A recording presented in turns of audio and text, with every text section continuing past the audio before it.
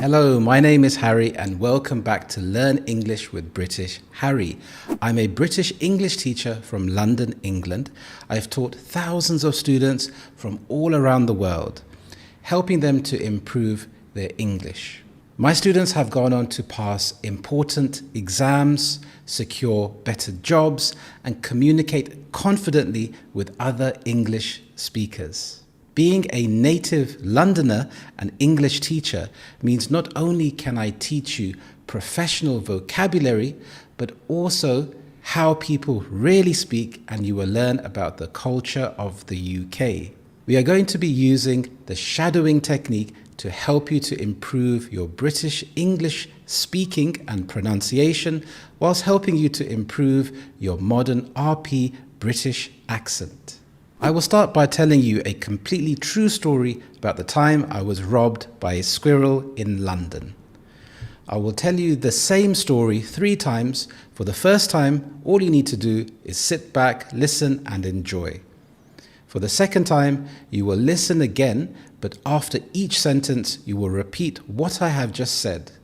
Finally, for the third part, we will read the story together at the same time. If you make mistakes, good. That means that you're learning. Remember, this is a fun and relaxed way to build your confidence.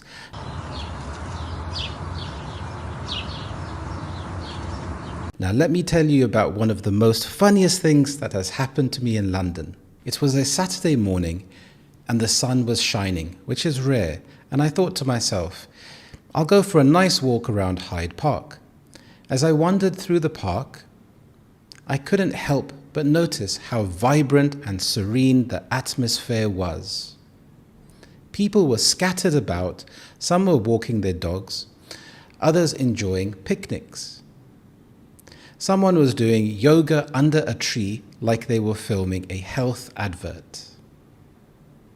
What struck me the most was the diversity of the people around me.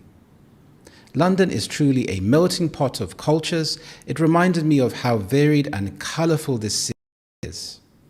That's something you don't always see in the media. But then something peculiar happened.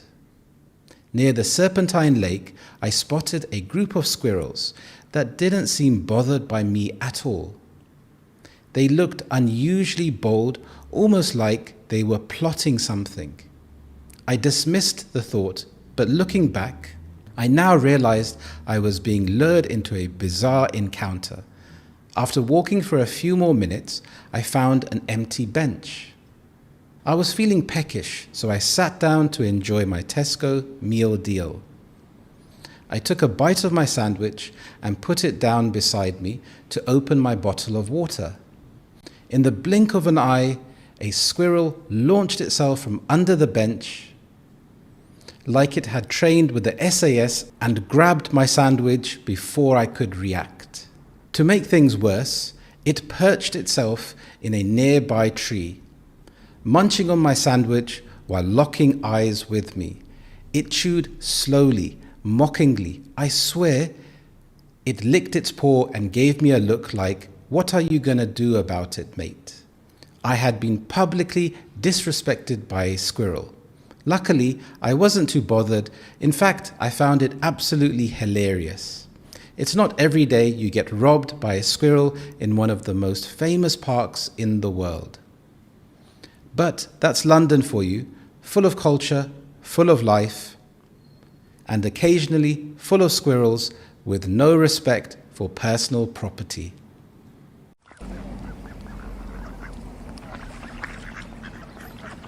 Now let me tell you about one of the most funniest things that has happened to me in London. It was a Saturday morning and the sun was shining, which is rare.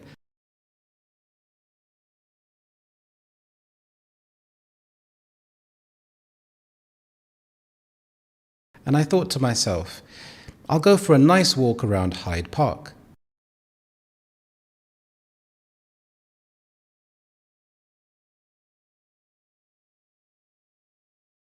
As I wandered through the park,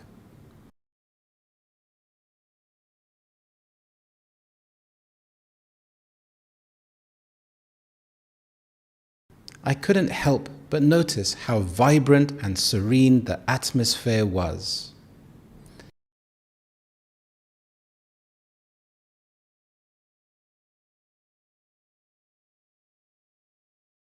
People were scattered about, some were walking their dogs, others enjoying picnics.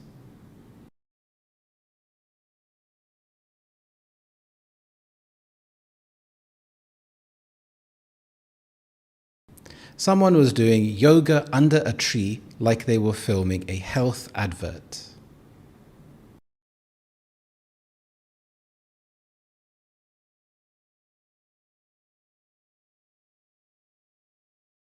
What struck me the most was the diversity of the people around me.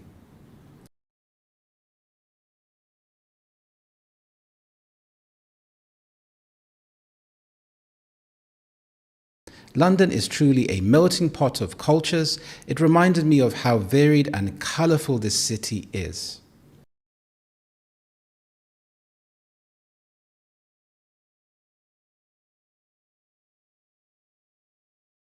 That's something you don't always see in the media.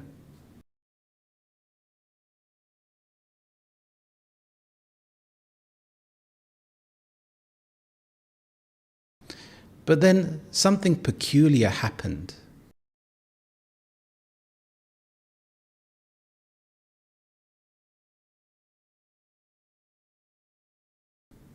Near the Serpentine Lake,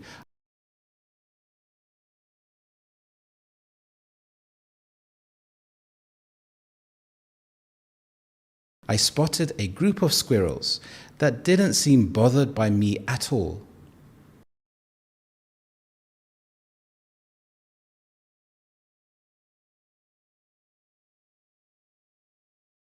They looked unusually bold, almost like they were plotting something.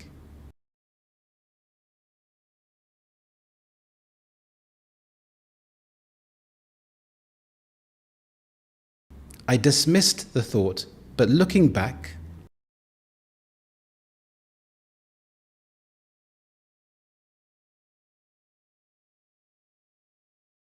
I now realized I was being lured into a bizarre encounter.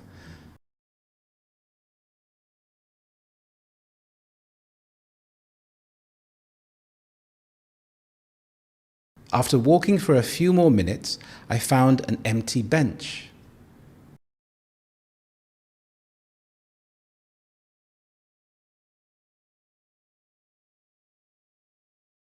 I was feeling peckish, so I sat down to enjoy my Tesco meal deal.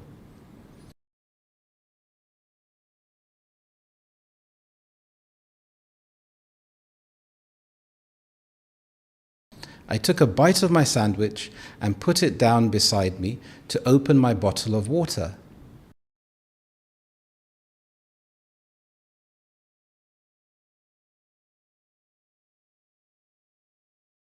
In the blink of an eye, a squirrel launched itself from under the bench.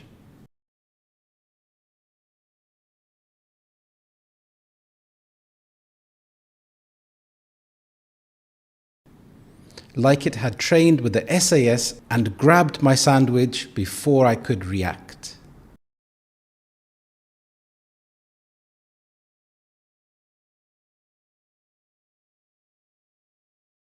To make things worse, it perched itself in a nearby tree.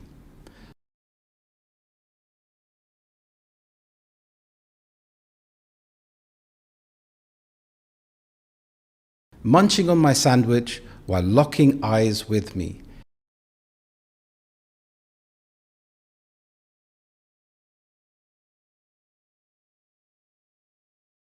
It chewed slowly, mockingly. I swear,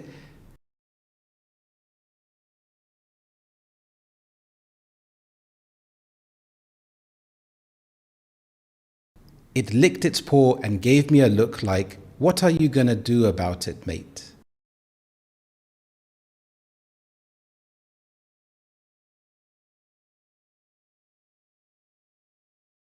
I had been publicly disrespected by a squirrel.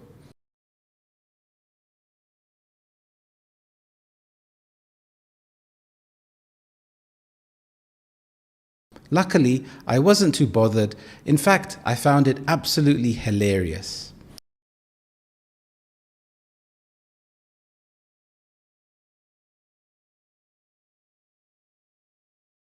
It's not every day you get robbed by a squirrel in one of the most famous parks in the world.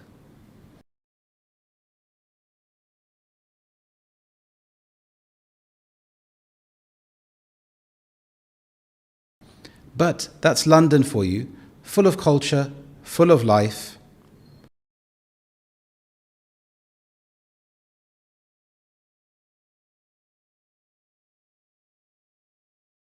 and occasionally full of squirrels with no respect for personal property.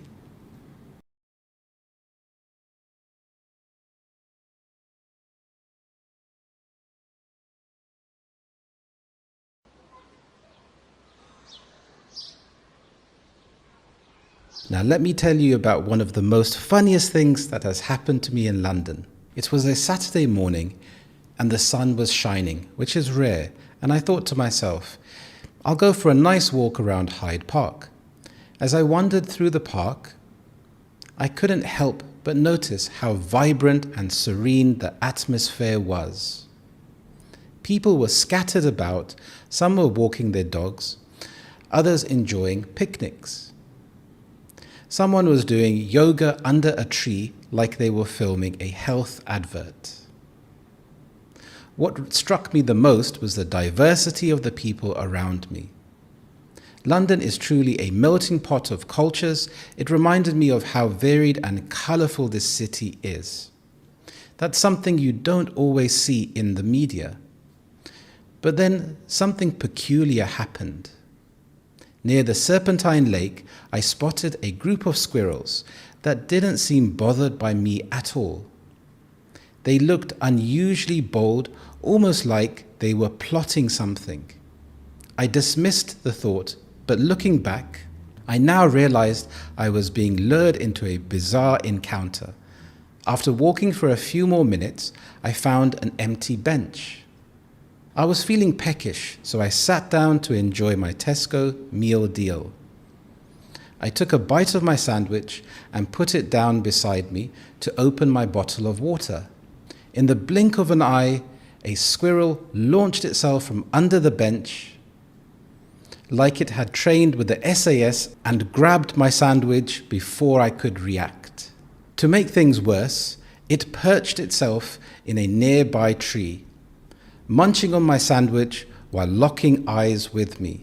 It chewed slowly, mockingly. I swear, it licked its paw and gave me a look like, "What are you gonna do about it, mate?"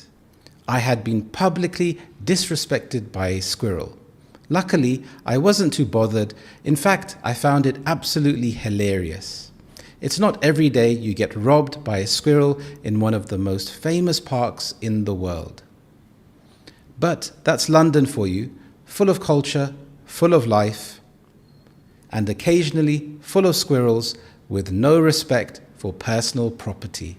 I have created a fantastic ebook for you. It's completely free. You will find a link to download it in my description. It contains 5 amazing tips to help you to start improving your English straight away. Well done, you did a fantastic job, and remember to watch parts 2 and 3 as many times as you want to practice the shadowing technique further. Watch this podcast here. You can pause whenever you'd like to and repeat back what I just said. Today I have a little test for you to do with English accents. You are going to listen to an accent. I then want you to tell me where it is from. Are you ready? Let's do this. Because it's exhausting. Like, you know, switching on and switching off and so that. So that's sort of why I'm sort of like, I go out for dinner a bit more now even, which I know sounds pathetic. But, like, what's the worst that could happen? Nothing. You know, so, yes, I will be disappearing in terms of my music, but like, you might see a glimpse of me every now and then. I won't be in complete hiding, you know. Did you get it? This is the London Cockney accent. This accent is characterised by glottal stops, which means dropping the T sound. This is a classic marker of London speech. What's the worst that could happen becomes What's the worst that could happen? This is where the T sound is replaced by a pause. This is the glottal stop. This is common in Cockney and Estuary English. TH fronting. The nothing becomes nothing, with becomes with. Adele doesn't always do this, but you will notice this in casual speech. Like, you know, sort of. Adele uses discourse markers often. These are very London conversational fillers. Like, you know, sort of are classic tools to soften speech and fill time. This gives her speech a casual, relatable, authentic quality, very characteristic of Londoners speaking informally. Adele sometimes shortens diphthongs, which are combined vowel sounds, into simpler vowels. Now may become na, go out might merge into ga out. With that, diphthong simplified or glottalized.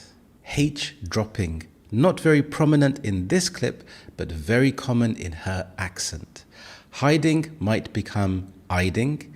He's happy becomes he's happy. So the H is dropped. Vowel shifts are typical of Cockney and Estuary accents. Dinner becomes dinner. Getting to the age of 40, pal. It's receding, can't you lie? I quite like it though, to be honest with you. I quite like shaving my head. This is a Scottish accent, more specifically from Glasgow. His accent is melodic and expressive. You can hear typical features such as a rolled or tapped R, for example, 40 or quite. Short vowels like head becomes hid. They are dropped or softened consonants. Can't lie sounds like canny lie. Pal is an informal Scottish term for friend. Canny lie, while he says can't lie, it sounds like canny lie, which is very common in the Scottish accent. This is very casual and has a relaxed rhythm. There's a slight upward intonation, and it's very common in informal speech. The first film I made was a film called Stormy Monday. Well, one of the first, and I didn't die in that. I nearly died, but I didn't. The Martian, I didn't die in that. There's not many that I actually survived in. That's it. The all the rest I died, which is why I'm second in the dying league after Christopher Lee. I have to see if I can bump it up a bit. This accent is from northern England, specifically Sheffield in South Yorkshire. They are dropped consonants and glottal stops. For example, didn't becomes didn't. He says, I didn't die in that, but he doesn't fully pronounce the T sound. It becomes something like, I didn't die in that. The T gets softened or dropped completely. This is very natural in Yorkshire speech. There's not many do I actually survived it. This isn't standard grammar, but it's perfectly natural spoken English. He means there aren't many films I actually survived. It's direct, emotional, and very British to understate something serious with humour. I hear the voices singing. Speed your journey, boys. Boys back. A nation singing with one voice. A song of hope. A song of defiance. A victory song. It floats through the valleys like a red mist.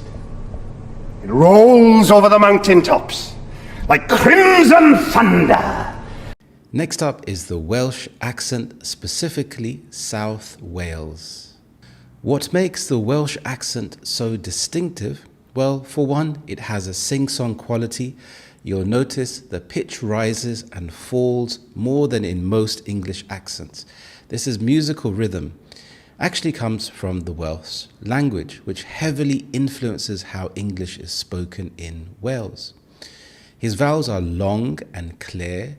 Words like hope, voice, and defiance really stands out. And listen to how he rolls his R's slightly, like rolls over the mountain tops. It adds so much emotion. In the Welsh accent, you don't hear dropped consonants like you might in some English accents. Every word is pronounced crisply and cleanly. So I'm like going down in the dark cinema going, lads, I'm so sorry. We have to get out. And what? I was like, we have to get out. I'm so sorry. We have to go see something else. So we went to see The River Wild, right, with Meryl Streep. By the way, great film. But not what the lads wanted to be watching. But actually it ended up being a bit of a win. This is the Northern Irish accent. This accent is energetic and engaging and often associated with storytelling. You have unique intonation, so the pitch and rhythm is very unique. Northern Irish English has a musical sing-song quality with noticeable pitch changes. You have rising intonation, which is very common even in statements. We have to get out. Rising pitch, even when it's not a question, often goes up and down quickly within a single sentence. There is a distinct pronunciation of I'm and out. I'm sounds closer to I am. Out is pronounced as oot or eat, depending on the region. So, we have to get out might sound like we have to get oot. Many Northern Irish speakers pronounce the R clearly, especially after vowels. River, Merrill, both have a prominent R sound. But in standard British English, these R's are softer or dropped. The ethic of work. You have to put in your mind ethic of work when you are professional. So since day one, when I start with a professional, let's say with 16, 17, 18, I'm always have an ethic to be the best, to train hard, to listen to all the players, experienced players. And of course my dreaming coming true. I was professional. I played in the best clubs in the world. I won the most important trophies. This is the Portuguese accent. Portuguese is a syllable-timed language, unlike English, which is stress-timed. This means Cristiano often gives equal weight to each syllable. So instead of professional, it might sound like professional, with less contrast between stressed and unstressed sounds. His vowels are often more open than in native English. For example, train hard might sound like train hard. The TH sound in ethic or with becomes more like a T or D, so ethic of work might sound like ethic of work. This is a very common feature for many Portuguese speakers. Occasionally, you'll hear slight grammar shifts, like missing articles or altered word order. For example, I playing the best clubs in the world instead of I played for the best clubs in the world. But his meaning is still clear. That kind of made me a little bit more of a recluse. I have become a little bit more, much more actually, introverted, private. It makes me want to protect myself a lot more. It's been 22 years of being bashed and, but I pivot my focus on the amount of relentless support I've had. This is the Indian accent. You have syllable by syllable clarity. Indian English tends to be very syllable timed, like Portuguese or Welsh English. This means each syllable is clearly pronounced, rather than gliding over unstressed syllables. For example, listen to how she says, introverted. All syllables are present and evenly timed. You have retroflex sounds. Indian languages often use retroflex consonants where the tongue curls back slightly. This sometimes affects sounds like t and d, making them stronger or harder than in standard British English. So protect myself might sound like protect with emphasis on the t sound. In British English, we often connect words.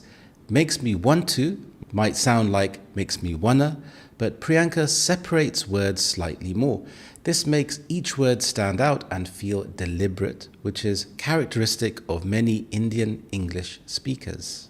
Recluse. In British English, recluse, the stress is on the first syllable. recluse. In Indian English, depending on region, it may be more like recluse, stressing the second syllable more. Thomas Müller is a very intelligent guy, you know, on the pitch. He helped me a lot because always when he was behind me, and I was make the press of the defender. Sometimes that striker doesn't see that the number 6 going on left, on the right. Okay, I'll try to see, but it's easier for me if someone give me left, so I can block the way that the defender cannot play to the number 6. So for him, okay, if he blocked this pass, so I don't have to run there. This is the Polish accent. Missing articles. He says, is very intelligent guy instead of is a very intelligent guy. Missing articles like a or the is common for Polish speakers. Word order. The sentence, I was, make the press of the defender shows a mix of past and present. He meant I was pressing the defender or I made the press. So mixing tenses like this is a common feature of intermediate speakers from Poland. To improve your RP British accent, watch this video now to repeat after me. Hello friend, how are you today? I hope you're well. Welcome back to the Learn English with British Harry podcast. This podcast is designed to help you to be immersed in English, to be surrounded with English. So I am a native British English speaker. I was born and raised in London, England. I'm also an English teacher. And I find these type of podcasts are particularly helpful for my students because they are much more relaxed. I also suggest having a look at my other lessons, which are a bit more focused in terms of grammar and vocabulary. But this podcast is a bit more relaxed, especially being a Sunday. It's quite a relaxing day, so it's nice to catch up with you, see how you are feeling, how are you doing today, and also let me know where in the world you are watching or listening from. I find it fascinating. I find YouTube fascinating. It's amazing, really, to be able to interact and communicate with people from all over the world. I'm also very appreciative of all the support and all the comments that you are giving. So thank you very much for that. And also, if you like this type of podcast, remember to write yes, yes, yes in the comments. It really helps me out. So it's a Sunday. What are you up today? Or maybe your Sunday has already finished. In that case, what did you do today? Well, being a Sunday, I like to catch up with some chores and housework. It's a necessary evil, which is not very fun to do. So usually I like to pop on a Arsenal podcast and listen to how Arsenal are doing. They're not doing particularly well at the moment, especially in the league. But we have an opportunity to go pretty far in the Champions League. So I find it quite relaxing to listen to an Arsenal podcast. So because the weather is getting better, it's an ideal opportunity to wash clothes, to do the laundry, because it's not raining. So I don't have a tumble dryer, so I hang the clothes outside on the washing line. What about you? Do you have a tumble dryer? Are they worth investing in? So doing that, doing bits and pieces around the house, really pottering around, and I will go out for a walk in a bit. So that will be nice to enjoy some sunshine and really reflecting on the week ahead, planning some videos. I'm really enjoying creating some content. I feel like I'm making up for lost time in a way, because I had planned to make this YouTube video years ago, over 5 years ago. But I procrastinated and life got in the way. But now I've made more of a concerted effort to say, right, this is something that I want to do. It's very helpful. I hope you are finding these videos, these podcasts, these lessons very helpful. And it just goes to show that it's never too late to do something in life. What do you think about that? Has there ever been something which you've put off and you started it at an older age, at a later stage in your life, but you just said, right, I'm just going to go for it. I'm going to grab the bull by its horns and go for it. Maybe it's a career change or taking up a new hobby. I have quite a few hobbies, some that I'm thinking about taking up again. I used to play the guitar, the acoustic guitar, many, many years ago. So that's something that I'm thinking about as well. Also martial arts. I loved martial arts.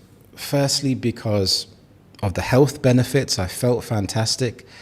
Secondly, I loved learning the new techniques. And I particularly loved it because I could interact with other people. And the other students, the instructors, they were also encouraging and helpful, and it really helped to build my confidence. I would say to anyone that's thinking about taking up a sport, consider martial arts, because it's just so interesting. And you build your confidence as you progress, and you learn a new technique, and you think, wow, I couldn't do that a few months ago. So it reinforces that positive belief within yourself. And I just think that it's such an amazing thing to push yourself out of your comfort zone.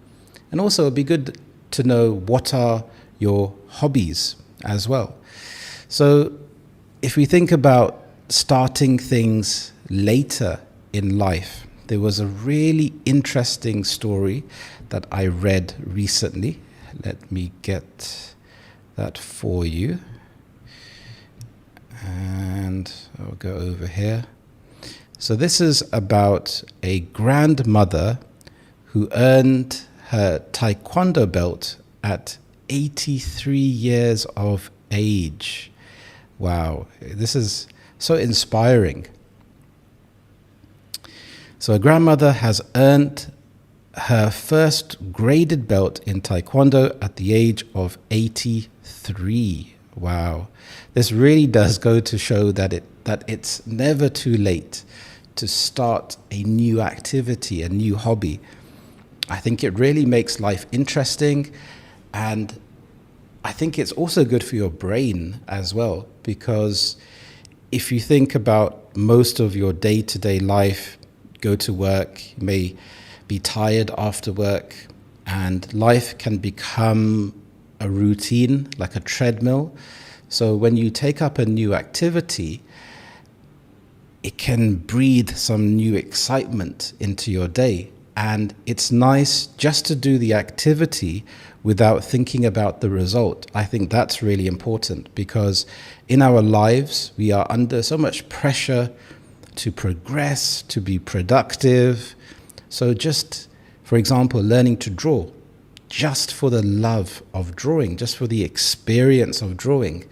And that's more important than the outcome, I think. So when you're really enjoying the process, it can really let go of some stress and just recharge your batteries. So Anne Bigger, who only took up the combat sport in January, earned her yellow striped belt on Monday after practicing night and day. Miss Bigger from North Highcamp, Lincolnshire, is taught by her son, Mark Bigger, who said the martial art was good for physical and mental health at any age. She said she had not been able to sleep because there's a lot to learn. It's hands this way and feet that way. Definitely, I felt that exact same way when I first started doing martial arts. Mr. Bigger, who has been teaching at the North Highcamp Taekwondo Club for 15 years, decided to introduce an afternoon class for older people. Miss Bigger said he had not realized what he had let himself in for when she signed up, but began to enjoy it. It's good for the old brain, said the grandmother of two, referring to the coordination of her hands and feet. I love the companionship. Afterwards, we go downstairs and sit for an hour and have a coffee and chat. I think that's such an important word as well, companionship.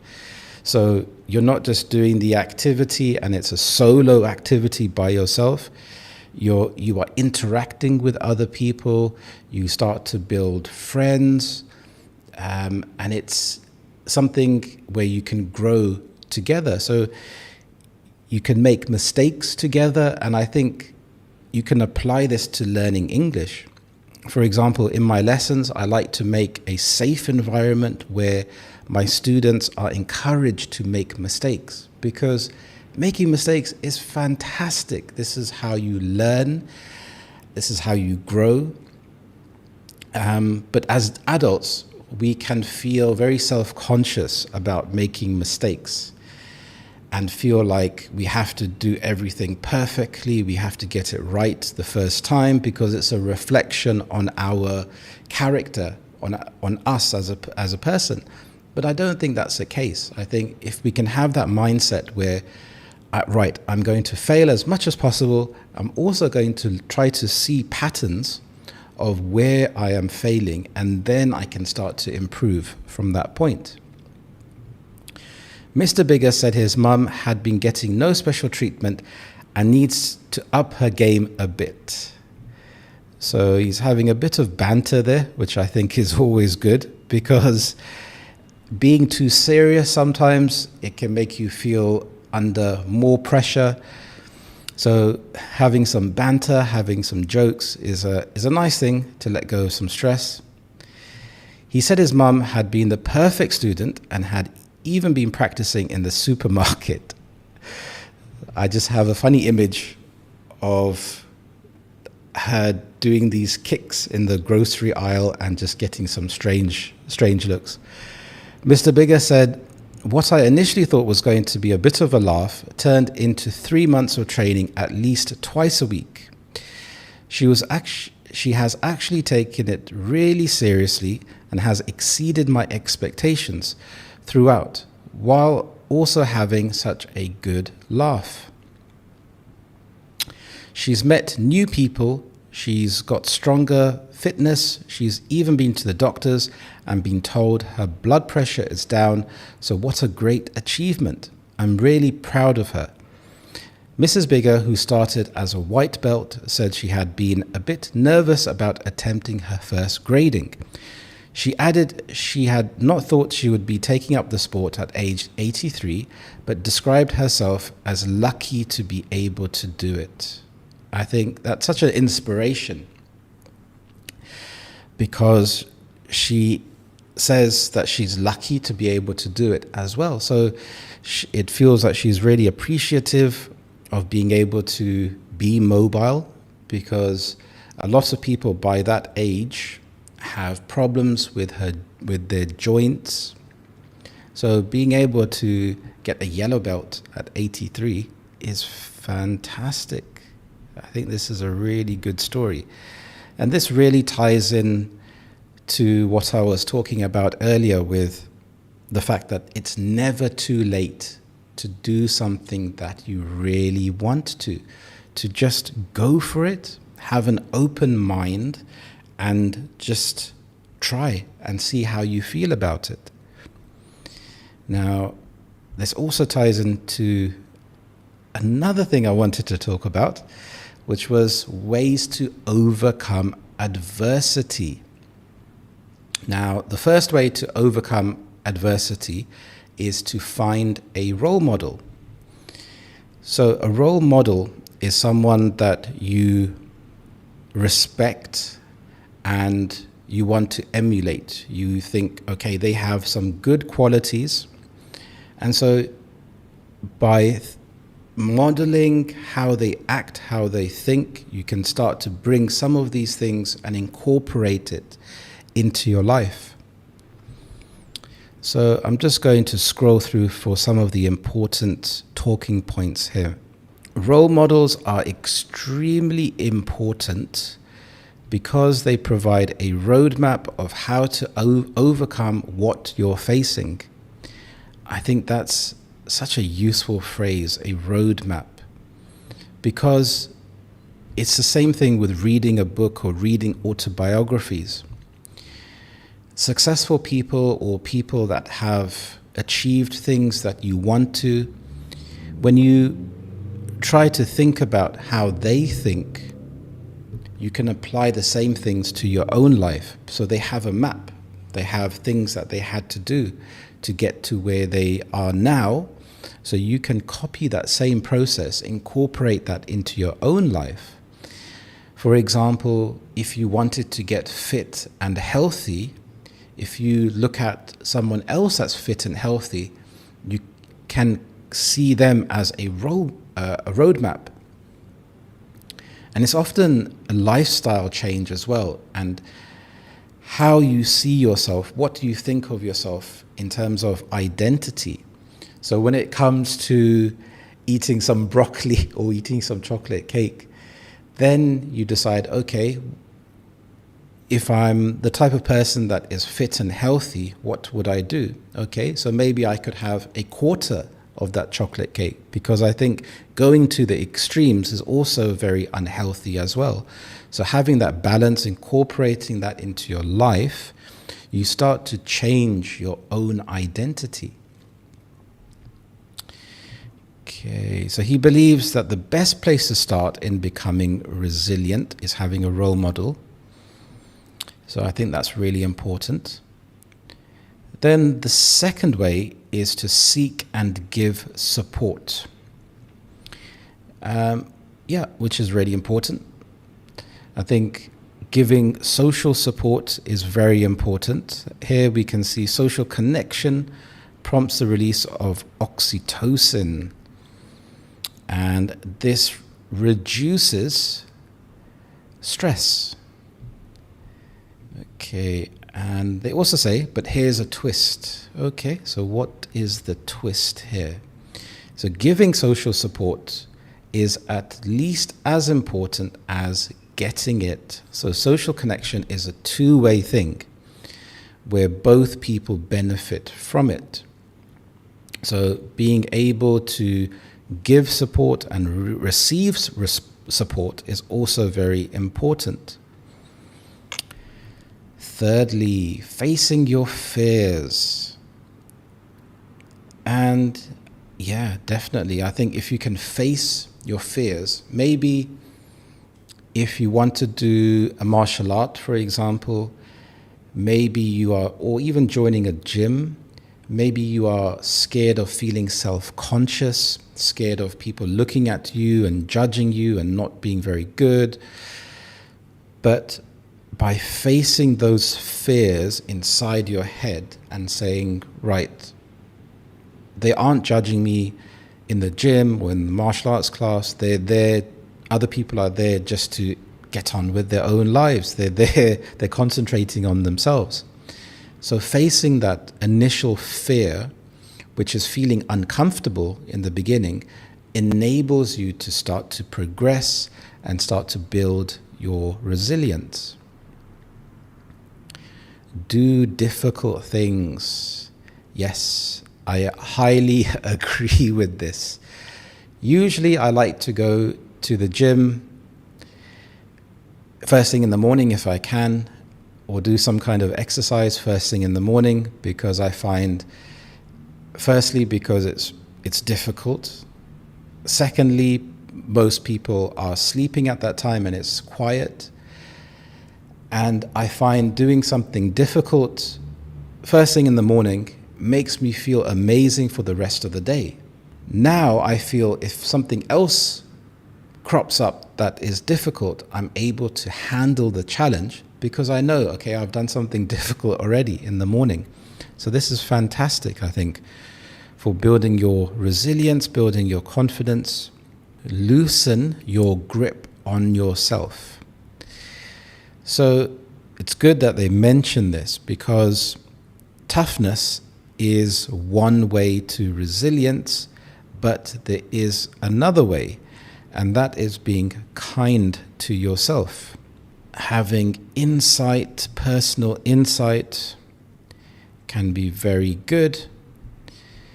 So if you are being kinder to yourself,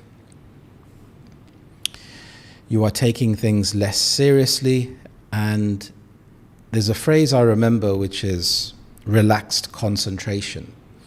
And this is usually when you have a situation which is high stakes, maybe it's in a job where you have to do a presentation or you have a project to complete, and there's a lot of stress associated with this. But if you can have a relaxed feeling, but still concentrating, you go into what is called a flow state, and things are able to connect together. I can compare this to having peripheral vision. So if you are looking at something, your peripheral vision is all around your eyes, and you can see something moving. And if you are constantly stressed and looking at your environment, it's harder to pick up on the peripheral movement. But if you're relaxed, you're able to see the overall picture. So definitely loosening your grip on yourself and being kind to yourself is important. Dance. Okay, yes, so this connects back to the idea of doing exercise, and they mention a nice word here, neuroplasticity. So if you think about the brain, it's not fixed, it's able to adapt, it's able to change, and with enough repetition, that change can be long-lasting. So here we can see they say it builds white and grey matter in key parts of the brain. It bolsters, it improves short and long-term memory. Yeah, so I think doing anything really, I think if you're unable to do some kind of strenuous activity, I just think getting out and about, simple walking can work wonders. Search for meaning. This is an interesting one. So having a sense of purpose and adhering to values. So adhering means believing in and sticking to something. So here, if you have values that connect with your purpose, this can give you a lot of motivation, but it's actually stronger than motivation, because if you have a sense of meaning, you will keep going even when things are difficult, because it's easy to do something when you have motivation, but it's not easy to, for example, go out for a run at 5 o'clock in the morning when it's dark and it's raining. There's actually a nice football analogy I remember, which is, can you do it on a cold, rainy night in Stoke? So this phrase is used to apply to teams that, say, play very nice, pretty football, and they're able to control the game, but they're unable to perform when things are very difficult, when you need a lot of grit and resilience to achieve something. Flip your mind. Now, what do they mean here by flip your mind? Okay, so at the heart of adapting is a readiness with which a person can selectively switch between mental processes to generate behavioral responses that meet the demands of a situation. That's quite a mouthful there. So basically they're saying that you're able to switch your thought processes and being able to adapt to the situation. So to come up with solutions and challenges. So like I said before, maybe you have to approach something in a different way. So we have mental flexibility. So we have cognitive reappraisal. So deliberately changing your thoughts, seeing a difficult situation from a different perspective, then comes automatically to mind.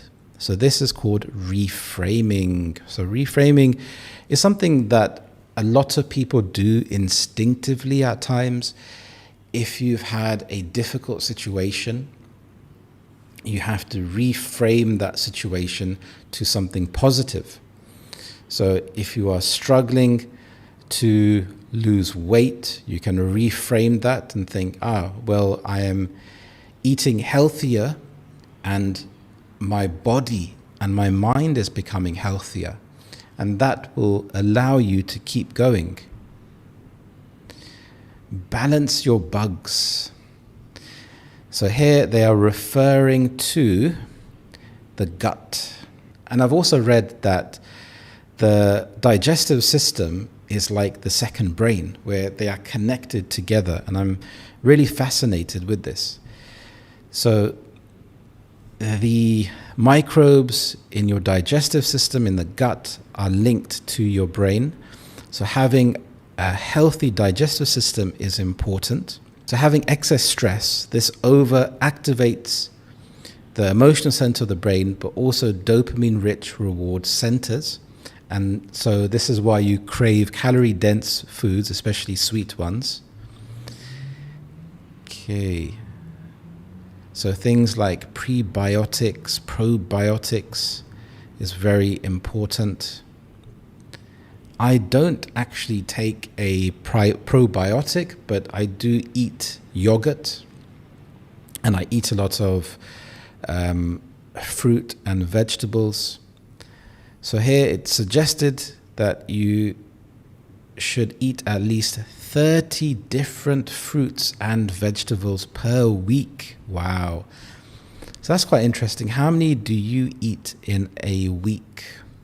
I think my diet is fairly balanced, is fairly good. I do have cheat days once a week, and I do take omega fatty acids and a general multivitamin.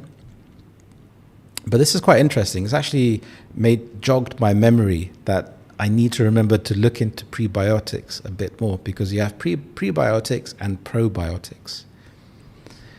Okay, so here we have some useful tips on overcoming adversity. So in conclusion, we can see that having good physical health, getting out and about, and having good mental health by reframing things can be very important.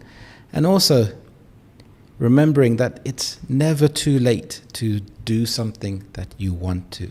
How are you today? I hope you're well. So today I wanted to talk to you about going to the supermarket. Now, in today's society, many people do order shopping online.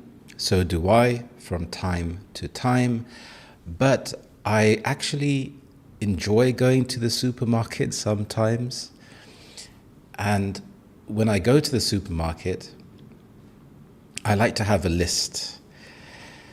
Do you have a list? Because very often I would forget something. So it's always handy to have a list of things that you need. Otherwise, I find that you can end up buying unnecessary items. Now, when you go to the supermarket, you are faced with a plethora of aisles. So an aisle, you would pronounce this as aisle. And these are just rows within the supermarket that have different categories, different sections. If it's a supermarket that you've been to many times, maybe it's your local supermarket, it's very easy to know where everything is. But when you go to a new supermarket, it can take a very long time trying to navigate the different aisles to find what you want. Generally, when you enter a supermarket, you'll be faced with the customer service. And a customer service desk, this is where you can go maybe to ask for information. I know many supermarkets allow you to order items online. Maybe it's from Amazon and you can get it delivered to the supermarket. In the UK, some of the popular supermarkets are ones like Tesco's, Sainsbury's, Waitrose, Lidl, Marks and Spencer's, and they each have their advantages and disadvantages. So it depends on if you are looking for something within a lower budget or something that has better quality.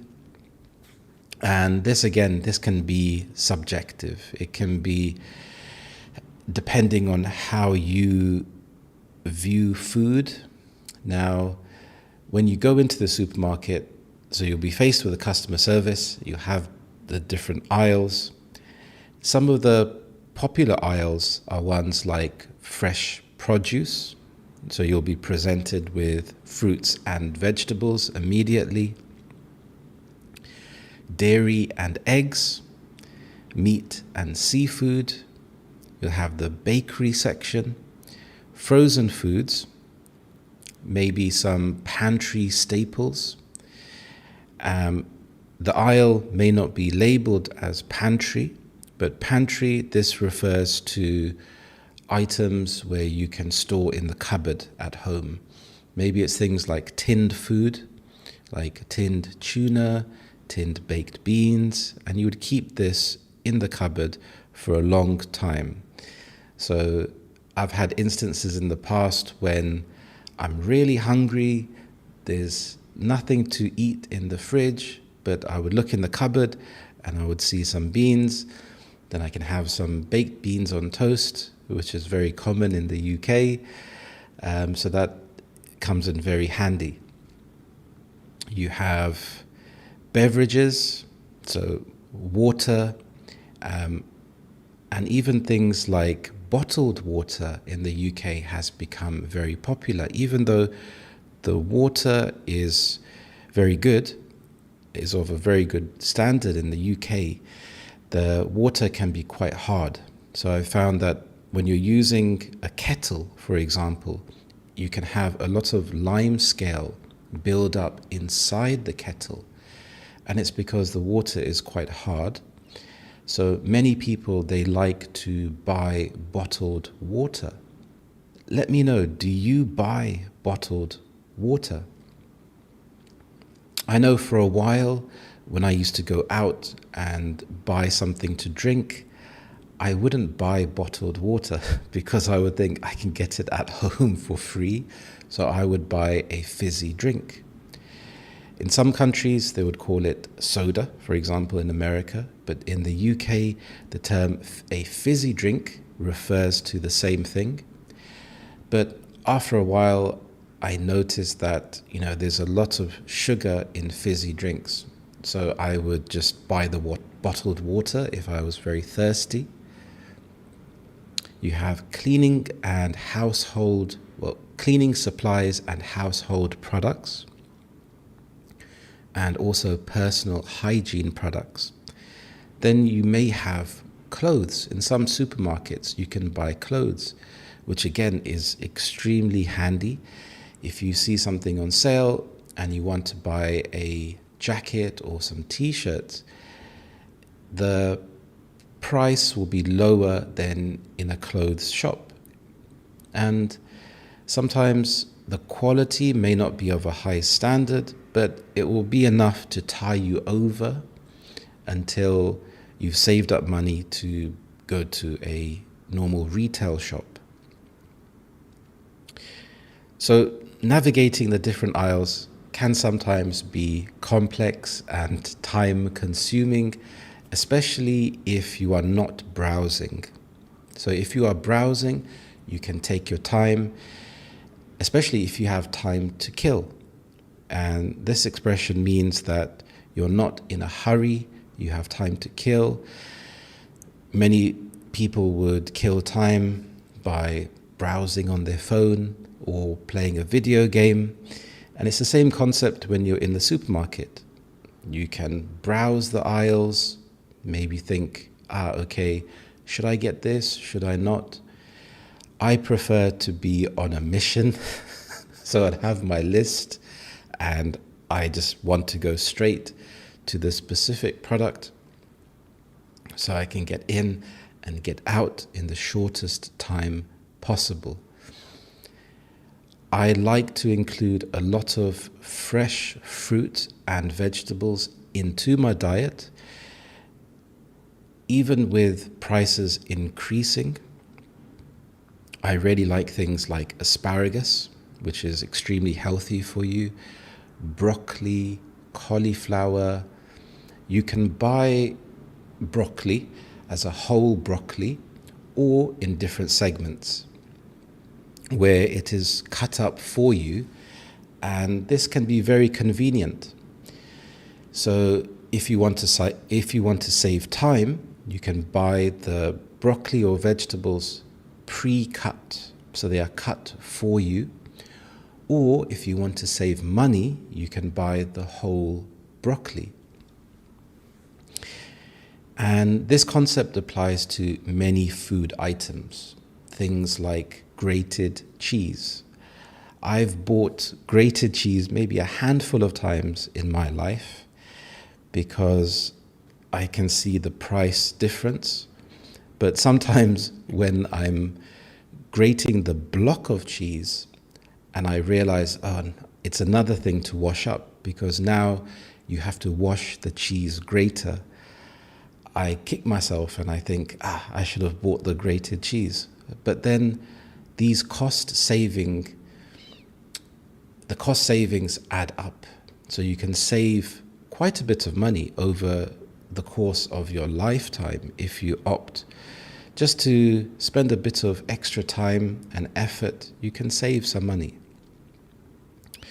So generally you have the fruit and vegetable aisles, and this is one of the reasons why I prefer to go into the supermarket rather than ordering online, because sometimes when you order online, the fruit and vegetable that's delivered to you is not of a good quality. And it feels sometimes that the shoppers in the shop picking the food for you have been quite rushed, and they haven't taken the time to analyze the fruit. So for example, if I'm buying some blueberries, I would pick up the container, maybe shake it about little bit, and check to see if any blueberries are off. When I say the word off, this means that checking to see if any blueberries are bad or squashed. So this way I feel like I'm getting value for money, and it feels more personal because in today's society, we have everything there for us. Conversely, in the past, we would have to go out into the wild, pick our fruit, hunt for our food. Now everything is there. So in a way, it replicates that same feeling a little bit when you are hunting for your food. So it's can be quite enjoyable in that aspect. So fruit, vegetables, and then going on to milk. I like to drink almond milk. I've tried different types of milk. So in terms of almond milk, it would come in cartons. So a carton, so it's made of cardboard and not plastic.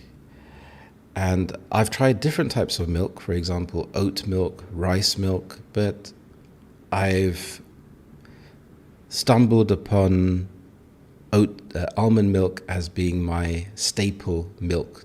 It's my go-to milk for things like coffee and cereal. And in the beginning, I didn't really like it that much, but over time, I've grown accustomed to it. So to become accustomed means to get used to something. So I've got used to that. Then you are often presented with the bakery section, and this is a section that I try to avoid. So I would steer my trolley quite quickly past the bakery section, but you get that smell from the bakery. So sometimes the supermarket can be quite strategic because they are a business, and it's their business to get you to spend as much money as possible. So when you have that smell of the fresh bread and the donuts and the cakes, it's very alluring. It's very enticing just to pop in quickly and get some donuts. But I try to avoid that the best I can. Now, talking about supermarkets being strategic, they often have specials as soon as you enter the supermarket. So they may have buy one, get one free, buy two, get one free, or heavily discounted items. And it may be things that you don't really want. And when you get to the checkout where you're ready to pay for your items and you're in the queue, there's nothing you can do, you can't move. And this is an ideal time for supermarkets to present you with things that you would not have bought otherwise. So things like chocolates and cakes. So while you're there in the queue, you have nothing else to look at. So you're looking at these chocolates. So you'll just think, oh, okay, go on then. And you'll pick one up. So it's very, very, very strategic. Now, when it comes to things like tinned food, I do like to stock up. I do like to buy in bulk, especially when there is a special, because things like tinned beans come in handy. They're very, very useful. Also, frozen foods are very useful. They're very quick, very convenient.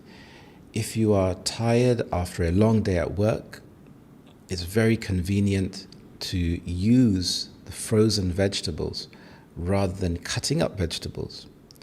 I also like to use frozen fruit in my smoothies. I also read somewhere that frozen fruit could be healthier. I'm not sure if this is entirely true. I would have to fact check this. But using frozen fruit is very useful because it lasts a lot longer than fresh fruit. So going to the supermarket to buy fresh fruit has its pros and its cons. Some of the pros are that it gets you out of the house. You have an objective.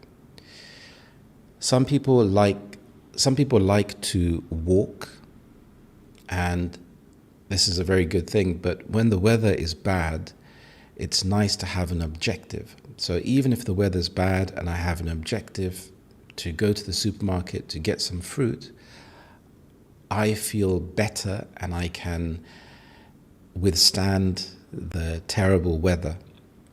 So rather than taking the car, I would just use the umbrella, and I know I'm on a mission to go somewhere to actually get something. It's not an aimless walk to get exercise. So I'm killing two birds with one stone. When you kill two birds with one stone, you do two things at the same time. Cleaning supplies, this is something which can be neglected, but it often catches up with you, especially things like washing up powder. And I've progressed from washing up powder to capsules. And I've noticed this trend over the years. Back in the day, you would just buy a huge bag of washing up powder, but today they have become tiny capsules, which is very easy to just pop into the washing machine. And it's interesting because you have many companies fighting for your attention. When you're in the supermarket, you have so many colors, so many products, and you don't know which product to go for. So normally I would resort back to my default of products that I've used before because I trust these products. However, you also have the supermarket own brand products, and these products can be a lot cheaper. So you have to weigh up whether you want to save money and you're not sure about the quality. And different companies, they would use different colors, different branding, different logos. So to me, because I really love psychology, I love marketing, I love how people think. So it's fascinating for me to see the different types of logos and colors and how these companies try to get you to spend money on their products. Some supermarkets would also have a pharmacy within the supermarket. This can be very useful, especially if you want to pick up a prescription, and it can save time. So rather than going to a pharmacy and having to drive there, everything is in one place. And it makes me wonder how supermarkets will progress in the future. Will they include any other shops within the supermarket? Are there any shops that you think should be in the supermarket? For example, a post office, so you can do everything at once. I think having certain things, maybe like a doctor's office, a GP's practice, I think that would be too much, possibly.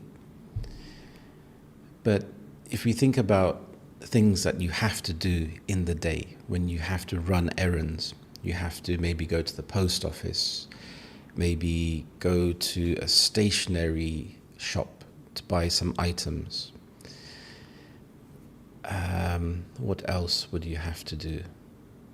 Yeah, maybe buying something for the car or things around the house. And now supermarkets can become a one-stop shop where you can just go into one place and pick up everything that you need. In some supermarkets, you can buy electrical items. You can buy not only items for the kitchen, so for example, things like a blender, a coffee machine. You can also buy a TV, maybe a laptop, maybe accessories. So it is interesting when you think about it, how these shops have developed purely from a place of just buying food to then incorporating other items that they can sell. Many people, they do like to go to a greengrocer to buy vegetables and fruit. Sometimes these places can have fresher items. It's also a way to support the local community. So rather than going to a big supermarket chain, by going to a small local shop, you can support local businesses. And it also depends on the price as well. Supermarkets can sometimes offer a lower price due to the fact that they are buying in bulk and then selling to you at a lower price. So even though you want to support a local business, it's just more expensive. But you could find more specialist items from a local shop, because often they are more in touch with the local community.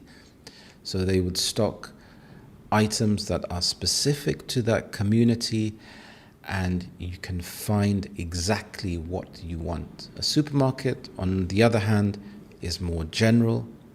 So you would find items that are more general. So it depends on what you are actually looking for. Also, when it comes to things like meat and seafood, do you go to a butcher's or do you buy these items from a supermarket? I have been to a butcher's before and I find that experience better. It's more pleasant, and you can build up a relationship with the butcher, and they can often source better quality meat for you. But again, within the supermarket, it's more about the convenience. So the taste won't be as good, but you would be able to save on time rather than going to another shop. And the supermarkets I think they understand this, so they do try to offer some local products, especially when it comes to festive seasons. So things like Easter and Christmas. So they can offer platters. A platter is when you can supply food or items and a mix of items on a bigger scale. So if you want to buy spring rolls, for example, and party food, they can supply platters. So they can maybe supply a big plate, and they have a mixed selection. So this saves you time rather than making different things. So you can see how supermarkets start to think about their customers, about what their customers would want, and also how they can maximize their profit. When it comes to the branding of the supermarkets, it's interesting how they position themselves. Do they position themselves as being very cheap and offering low-cost food? In the past, as a consumer, you may have felt bad having to go to a supermarket where the food is known to be at a lower price.